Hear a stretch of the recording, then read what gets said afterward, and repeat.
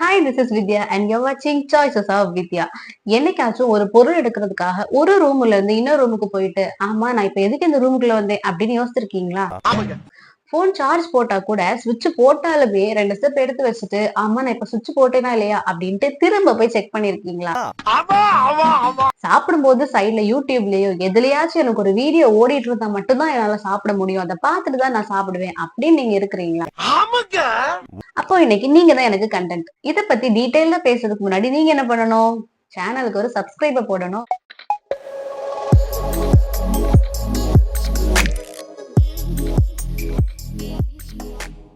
Okay, வீடியோக்குள்ள போலாம். என்ன மேட்டர் அப்டின்னா, நான் நேத்து வந்துட்டு ஒரு புக் படிச்சுட்டு இருந்தேன். அதுல ஜப்பானியர்களோட வாழ்க்கை முறை பத்தி நெறைய ரிசர்ச் பண்ணிலாம் எழுதியிருப்பாங்க. அப்படியே படிச்சுட்டு இருக்கும்போது ஒரு டாபிக் படிச்ச உடனே தான், என்னடா நம்மள பத்தி புட்டு புட்டு வைக்கிறாங்களே அப்படிதான் இருந்துச்சு. இதுக்கு முன்னாடி நான் சில விஷயங்கள்லாம் சொன்னேன் இல்லையா? இதே விஷயங்கள் எனக்குமே இருக்குது. இந்த புக்க படிச்ச உடனே, என்ன அப்படியே ரிலேட் ஆகுதே, எனக்காக எழுதுன மாதிரியே இருக்குதே அப்படின்னு தான் எனக்கு தோணுச்சு. கண்டிப்பா எனக்கு கம்பெனி குடுக்கறதுக்காகவே நெறைய பேர் இந்த லிஸ்ட்ல இருப்பீங்கன்னு தெரியும். அதனால இன்னைக்கு இத பத்தி பேசலாம் அப்படின்னு முடிவெடுத்துட்டேன். என்ன விஷயம் அப்படின்னா, ஜப்பானியர்கள பார்த்தீங்கன்னா ரொம்பவே ஆக்டிவா இருப்பாங்க. ரொம்ப புரொடக்டிவா இருப்பாங்க. ஏன் அப்படிங்கிறத வச்சே ஃபுல்லா ரிசர்ச் பண்ணி தான் இந்த புக்கே எழுதியிருக்காங்க. இந்த புக்ல என்ன சொல்றாங்க அப்படின்னா, அவங்க ஒரு வேலை பண்ண இறங்கிட்டாங்க அப்படின்னா, ஒன்லி அந்த வேலையில மட்டும் தான் ஃபோக்கஸ் பண்ணுவாங்க. அத தவிர சுத்தி என்ன நடந்தாலும் திரும்பி கூட பார்க்க மாட்டாங்க. ஒரு வேலை பண்ணிட்டே இருக்காங்கன்னா, அதே வேலையில தான் ஃபுல் ஃபோக்கஸ்டா பண்ணுவாங்க. 100% ஃபோக்கஸ்டா பண்ணுவாங்க. அதனாலதான் அவங்களோட ப்ரொடக்டிவிட்டி லெவல் ரொம்பவே அதிகமா இருக்கு. அவங்க எப்பவுமே ஆக்டிவா இருக்காங்கன்னு சொல்றாங்க. நம்ம அததான் பண்ண மாட்டேங்கிறோம். சாப்பிட்டுக்கிட்டே இருக்கும்போது சைட்ல ஏதாவது மெசேஜஸ் வந்துச்சுன்னா அதுக்கும் ரிப்ளை பண்ணிக்கிட்டு இருக்கோம்.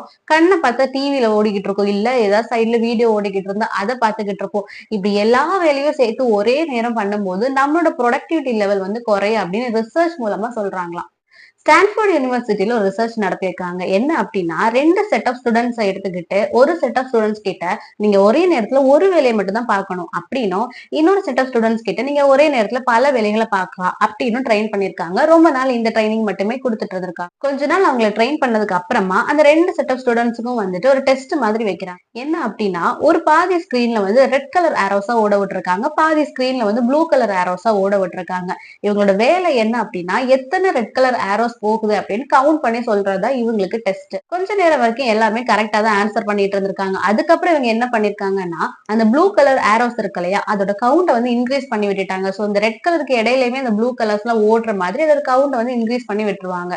அதுக்கப்புறமா இவங்களோட ஆன்சர்ஸோட ரிசல்ட்ஸ் எல்லாம் பார்த்தா, இந்த ஒரு நேரத்துல ஒரு வேலையை மட்டும் ஃபோக்கஸ் பண்ணி பண்ணிட்டு இருந்தாங்க இல்லையா, அந்த பீப்புளோட ஆன்சர்ஸ் ஃபர்ஸ்ட் டைம் எப்படி கரெக்டா சொல்லிட்டு இருந்தாங்களோ அதே மாதிரி கரெக்டாவே தான் இருந்திருக்கு. இந்த ஒரே நேரத்துல பல வேலைகளை செஞ்சுட்டு இருந்தாங்க இல்லையா, அந்த செட் ஆஃப் ஸ்டூடெண்ட்ஸோட எல்லா ஆன்சர்ஸுமே ராங்கா தான் இருந்திருக்கு. இந்த ரிசர்ச் மூலமா என்ன சொல்றாங்க அப்படின்னா, ஒரே நேரத்துல ஒரே விஷயத்துல நம்ம ஃபோக்கஸ் பண்ணும்போது நம்ம பிரெயினும் அதுக்கேத்த மாதிரி ட்ரெயின் ஆகிடும்.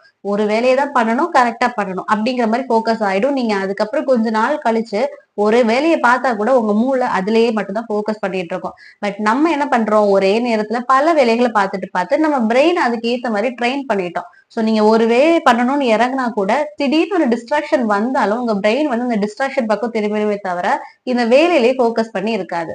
சோ இப்படி நம்ம ஒரே நேரத்துல பல வேலைகளை பார்க்கறதுனால நம்மளோட ப்ரொடக்டிவிட்டி லெவல் 100%ல இருந்து 60% வரை குறையும்னும், நம்மளோட ஐக்யூ லெவல் 10 பாயிண்ட்ஸ் வரைக்கும் குறையறதுக்கு சான்சஸ் இருக்கும்னு ரிசர்ச் மூலமா சொல்றாங்க. இப்படி நம்ம பிரெயினை ஒரு வேலை பண்ணிக்கிட்டு சீக்கிரமா நீ அடுத்த வேலைக்கு போ, இதை முடிச்சுட்டு சீக்கிரமா அடுத்த வேலைக்கு போ, இப்படியே நம்ம ட்ரெயின் பண்ணிக்கிட்டே இருக்கிறதுனால நம்ம பண்ற வேலைகள்ல நிறைய மிஸ்டேக்ஸ் வரும்னு சொல்றாங்க. அதுவும் இல்லாம நமக்கு இந்த மெமரி பவர்ஸ் எல்லாமே குறையும் அப்படின்னு சொல்றாங்க. யோசிச்சு பாருங்க, ஸ்கூல் படிக்கும் போது நமக்கு எவ்வளவு மெமரி பவர் இருந்துச்சு. ஏதாச்சும் நம்பர் பார்த்தா கூட டக்குன்னு மண்டையில நின்றோம். இப்ப எல்லாம் ஒரு 4 டிஜிட் 6 டிஜிட் ஓடிபினா கூட 2 வாட்டி பார்த்தாதான் அது மண்டையிலேயே நிக்குது. நீங்க 90s கிட்ஸா இருந்தா உங்களுக்கு தெரியும். முன்னாடி எல்லாம் நமக்கு ரீசார்ஜ் பண்றதுக்கு ஒரு கார்டு தான் கொடுப்பாங்க. அந்த கார்டை ஸ்கிராச் பண்ணி அந்த நம்பர் எல்லாம் என்டர் பண்ணி தான் நம்ம ரீசார்ஜே பண்ணணும். அப்ப கூட அந்த நம்பர்ஸ் எல்லாம் ஒரு தடவை பார்த்தாலே டக்குன்னு ஏதாவது நம்பர் நம்ம ஸ்கிராச் பண்ணும்போது அழிஞ்சிருச்சுன்னா கூட அந்த நம்பர் அப்படியே மண்டையில நிக்கும். அதை போட்டே நம்ம ரீசார்ஜ் எல்லாம் பண்ணிருப்போம். ஆனா இப்போ ஒரு சின்ன நம்பர் சொன்னா கூட டக்குன்னு அது மைண்ட்ல நிக்க மாட்டேங்குது. ஒரு வேலையை பண்ணிட்டே இருக்கும்போது நம்ம வேற ஏதாவது யோசிச்சுட்டே இருப்போம் இல்லையா, இங்க இருந்து ஜோன் அவுட் ஆகி வேற ஜோனுக்கு போயிருவோம். அந்த டைம் பார்த்தா இந்த வேலையில நம்ம ஃபுல் ஃபோக்கஸ் தான் இருந்திருக்கும். டக்குன்னு யாராவது ஒருத்தவங்க மேத்தமெட்டிக்கல் கால்குலேஷனோ பேசிக் அடிஷன் ஒரு 3 டிஜிட் வச்சு அடிஷன் கேட்டா கூட கை டைரக்டா எங்க போகும், நம்மளோட போன்ல இருக்க கால்குலேட்டருக்கு தான் போகும். ஆனா ஸ்கூல் படிக்கும் போதெல்லாம் டக்கு டக்கு டக்கு டக்குன்னு அந்த கால்குலேஷன் எல்லாம் போட்டு சொல்லியிருப்போம் இல்லையா? சோ இவ்வளவு மோசமான நிலைமையில தான் நம்ம இருந்துட்டு இருக்கோம். சோ இந்த புக்ல வந்து சில டிப்ஸ் எல்லாம் கொடுத்திருக்காங்க. இப்படி எல்லாம் நீங்க ஃபாலோ பண்ணி பாருங்க அப்படின்னு நிறைய டிப்ஸ் கொடுத்திருந்தாங்க. என்ன அப்படின்னு பார்க்கலாம். ஃபர்ஸ்ட் திங் என்ன சொல்றாங்க அப்படின்னா, தூங்குறதுக்கு ஒரு 1 ஹவர் முன்னாடியும், காலையில எந்திரிச்சு ஒரு 1 ஹவர் வரைக்குமே ஃபோனே யூஸ் பண்ணக்கூடாது. ஃபோனோ, லேப்டாப்போ, சோசியல் மீடியாஸோ எது பக்கத்துலயுமே நீங்க போகக்கூடாதுன்னு சொல்றாங்க. செகண்ட் திங் என்ன சொல்றாங்க அப்படின்னா, இப்போ நீங்க எந்த வேலை பண்ணிட்டு இருக்கீங்க? அது மட்டும் தான் முக்கியம். அது தவிர வேற எதுவுமே முக்கியம் இல்ல. இப்ப நீங்க படிச்சுட்டு இருக்கீங்களா? இப்போ இது மட்டும் தான் வேலை உங்களுக்கு. இந்த வேலையை இப்ப பண்ணணும்னு நீங்க தானே டிசைட் பண்ணிருப்பீங்க. சோ உங்களுக்கு இத தவிர வேற எந்த டிஸ்ட்ராக்ஷன் வந்தாலும் மைண்ட் போகக்கூடாது. அப்படி ஏதாவது டிஸ்ட்ராக்ஷன்ஸ் வந்தாலும் நீங்களே உங்க மைண்ட கண்ட்ரோல் பண்ணிக்கணும். இப்ப எனக்கு இந்த வேலை தான் முக்கியம். இத தவிர வேற எதுவும் எனக்கு முக்கியம் கிடையாதுன்ட்டு கண்ட்ரோல்டா இருக்கணும்னு சொல்றாங்க. தேர்ட் ஒரு விஷயம் சொல்றாங்க. எனக்கு தெரிஞ்சு அதான் ரொம்ப ரொம்ப கஷ்டமா இருக்க போகுதுன்னு நினைக்கிறேன். என்ன அப்படின்னா, வீக்லி ஒரு நாளாச்சும் சோசியல் மீடியாஸோ, உங்க மொபைலையோ தொடாத ஒரு நாள நீங்க கிரியேட் பண்ணணும். அன்னைக்கு நீங்க எதையுமே தொடக்கூடாது அப்படின்னு வீக்லி ஒரு நாளாச்சும் இருக்கணும்னு சொல்றாங்க. அதுக்கு என்ன பேர் வேற சொல்லியிருந்தாங்க அப்படின்னா, தொலைநுட்பம் தொடா விரதம். விரதம் நீங்க இருக்கணுமா. ரொம்பவே கஷ்டம்னு தான் நான் நினைக்கிறேன். உங்களால முடியும் அப்படின்னா இருந்து பாருங்க. கண்டிப்பா ட்ரை பண்ணலாம்னு நினைக்கிறேன் நானு. முடியுமா முடியாதா அப்படின்ட்டு கமெண்ட்ல சொல்லுங்க. ஃபோர்த் என்ன விஷயம் சொல்றாங்க அப்படின்னா, உங்களோட இமெயில்ஸ் ரீட் பண்றதுக்கோ, ஆர் ஒபிஷியலான மெசேஜஸ் ஆர் மெசேஜஸ் ரீட் பண்றதுக்கு கூட ஒரு நாள்ல வந்து கொஞ்ச நேரம் ஒதுக்கிடுங்க.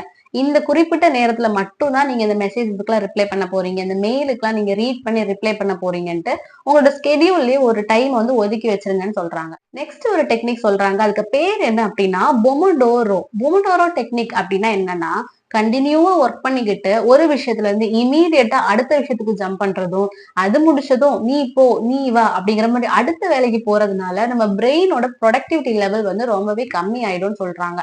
அதுக்கு பதிலா ஒரு 25 மினிட்ஸ் நீங்க வேலை பார்த்துட்டீங்க அப்படின்னா ஒரு 5 மினிட்ஸ் ரெஸ்ட் கொடுங்க. நெக்ஸ்ட் ஒரு 25 மினிட்ஸ் அதுக்கப்புறம் வேலை பாருங்க. ஒரு 15 மினிட்ஸ் நீங்க கண்டினியூவா ஒர்க் பண்றீங்கன்னா அட்லீஸ்ட் இடையில வந்து ஒரு 10 மினிட்ஸ் கேப்பாவது கொடுங்க. ஒரு வேலையில இருந்து அடுத்த வேலைக்கு ஜம்ப் பண்றதுக்கு இடையில வந்து ஒரு 10 மினிட்ஸாவது கேப் கொடுங்கன்னு சொல்றாங்க. சிக்ஸ்த் பாயிண்ட் என்ன அப்படின்னா, டிஸ்ட்ராக்ஷன்ஸே இல்லாத ஒரு என்விரான்மெண்ட் சூஸ் பண்ணுங்க அப்படின்ட்டு.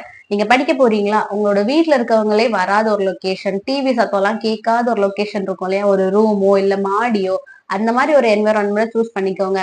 நீங்க ஒரு வேலை பண்ண போறீங்க அப்படின்னா லேப்டாப்பையும் தூக்கிட்டு ரூமுக்குள்ள உட்காந்துருங்க. போனை ஒதுக்கி வச்சுட்டு அதை மட்டும் ஃபோக்கஸ் பண்றதுக்கு டிஸ்ட்ராக்ஷன்ஸே வராத ஒரு என்விரான்மெண்டா பார்த்து சூஸ் பண்ணி அங்க உட்காந்து அந்த வேலையை பாருங்கன்னு சொல்றாங்க. அண்ட் செவன்த் லாஸ்ட் பாயிண்ட் என்ன அப்படின்னா, உங்களோட வேலைகளை பாதி பாதியா பிரிச்சுக்கிட்டு இந்த டைம் நான் இதை தான் பண்ண போறேன் அப்படின்னு ஒதுக்கிறோம்னு சொல்றாங்க. எப்படி அப்படின்னா, நீங்க வந்துட்டு ஒரு ஆர்டிக்கல் எழுத போறீங்க ஆர் நீங்க படிக்க போறீங்க, நிறைய நோட்ஸ் எல்லாம் எடுக்கணும், நெட்டை பார்த்து நோட்ஸும் எடுக்கணும், படிக்கணும். இந்த மாதிரி சில வேலைகள் இருக்குன்னா நெட்ல இருந்து நோட்ஸ் எடுக்கிறதுக்குன்னு ஒரு டைம் ஒதுக்கிக்கோங்க. அதுக்கப்புறம் அதெல்லாம் அரேஞ்ச் பண்ணிட்டு படிக்கிறதுக்குன்னு தனி டைம் ஒதுக்குங்க. இந்த படிக்கிற நேரத்துல வந்து நெட்ல போய் நான் அப்போதான் சர்ச் பண்ணுவேன் அப்படின்லாம் போனா கண்டிப்பா டிஸ்ட்ராக்ட் ஆயிடுவோம். அதனால நெட்ல பார்த்து நோட்ஸ் எடுக்கணுமா அதுக்கு ஒரு டைம் ஒதுக்கிக்கிட்டு அதுக்கப்புறம் படிக்கிறதுக்குன்னு ஒதுக்கிடுங்க. இல்ல நீங்க வேற ஏதாவது ஒர்க்னாலும் அது இதுக்குன்னு தனித்தனி ஒர்க்கை வந்து செப்பரேட் பண்ணி டைமிங் கொடுத்து அப்படி பண்ணுங்கன்னு சொல்றாங்க. இப்ப நம்ம இன்ஸ்டாவோ ஏதாவது ஓபன் பண்ணுவோம், ஏதாவது ஒரு வேலை பண்ணலான்னு தான் உள்ளேயே போவோம், ஒரு போஸ்ட் போடவோ ஏதோ ஒரு வேலைக்குன்னு போவோம்.